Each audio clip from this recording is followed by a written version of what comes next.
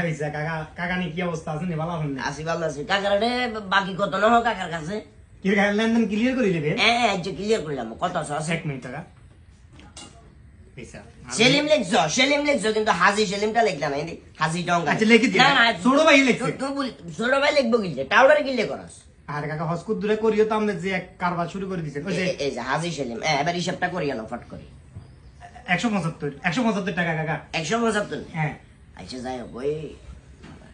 কাকার মেমন কিছু সিটাঙ্গে তো নাইব কি কইছি বুঝছো না মানে যা খায় আর বিগুন মানে একসাথে ইঞ্জিন উঠে দিতাম আর এটা